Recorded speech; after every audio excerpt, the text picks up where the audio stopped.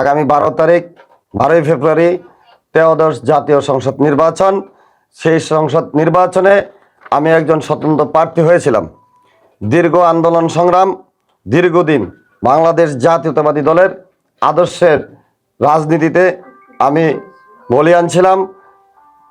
বিএনপির প্রতিষ্ঠাতা শহীদ প্রেসিডেন্ট জিয়াউর রহমানের আদর্শকে বুকে ধারণ করে দেশনেত্রী বেগম খালেদা জিয়ার নীতি অনুসরণ করে আমি তারেক রহমানের আস্থাশীল একজন কর্মী হয়ে দলে কাজ করে আসছিলাম।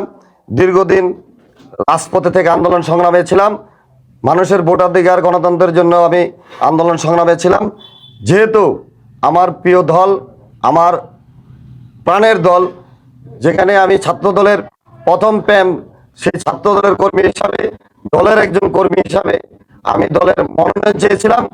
কিন্তু আমার নারায়ণগঞ্জ এক আসনে, রূপগঞ্জ আসনে বিএনপির একজন প্রার্থী মোস্তাফিজুর রহমান ভূঁইয়া দীপু সাহেবকে ধানের শীষের মনোনয়ন দিয়েছে। যেহেতু আমি ধানের শীষের পক্ষে এবং ধানের শীষের প্রার্থীর পক্ষে আমি আজকে আমি স্বতন্ত্র প্রার্থী হিসাবে আমি তাকে পূর্ণ সমর্থন করছি, যেন ওনার এই ধানের শীষ, বিএনপির ধানের শীষ, দেশনেত্রী বেগম খালেদা জিয়ার ধানের শীষ, জিয়াউর রহমানের ধানের শীষ, আপনারা সবাই আমার যারা শুভাকাঙ্ক্ষী আছেন এবং দেশের যারা আছেন সবাই ধানের শীষে ভোট দিবেন। আমি নিজেও ধানের শীষে ভোট দিব। ধানের শীষ বিজয় হলে এদেশের মানুষের মুক্তির, ভোটাধিকার, গণতন্ত্র পূর্ণ প্রতিষ্ঠার যে রূপ, সেটা ফিরে আসবে ইনশাল্লাহ। আমরা সবাই ধানের শীষের জন্য কাজ করব। আমাদের যারা সহকর্মী, নেতা কর্মী আছেন, আমরা যারা রূপগঞ্জের আছেন, আমার আত্মীয় স্বজন যারা আছেন, সবাই ধানের শীষে ভোট দেবেন। আমি নিজেও ধানের শীষে ভোট দেব।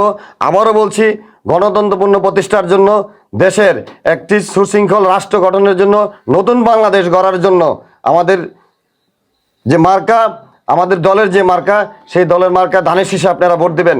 আপনারা জানেন, স্বাধীনতার যুদ্ধে পরাজিত হয়ে একটা অপশক্তি, স্বাধীনতার বিরোধিতা যারা করেছে বাংলাদেশের, নানা রকম কুৎসা রটাচ্ছে। আমাদের প্রিয় নেতা শহীদ প্রেসিডেন্ট জিয়াউর রহমানের স্বাধীনতার ঘোষণাকে তারা বিভিন্নভাবে নানা রকম মন্তব্য করছেন। শহীদ প্রেসিডেন্ট জিয়াউর রহমান বাংলাদেশের স্বাধীনতা ঘোষণা দিয়েছেন। আপনারা সবাই জানেন যে শহীদ প্রেসিডেন্ট জিয়াউর রহমান বাংলাদেশের স্বাধীনতা ঘোষণা না দিলে বাংলাদেশের মানচিত্র থাকতো না, আমরা বাংলাদেশে বসবাস করতে পারতাম না, আমরা বাংলাদেশি সেটাও বলতে পারতাম না। যাই হোক, আপনারা জানেন যে দলটি আমাদের দলের বিরোধিতা করতেছে, সেই দলের প্রার্থী আছে, তারা নানা রকম মিথ্যাচার করছে।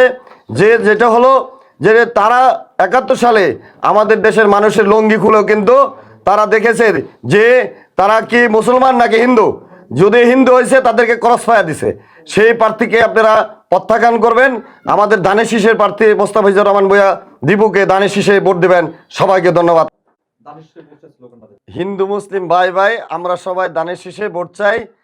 আমার জাতি, ধর্ম, বর্ণ নির্বিশেষে সবাই ধানের শীষে ভোট দিবেন।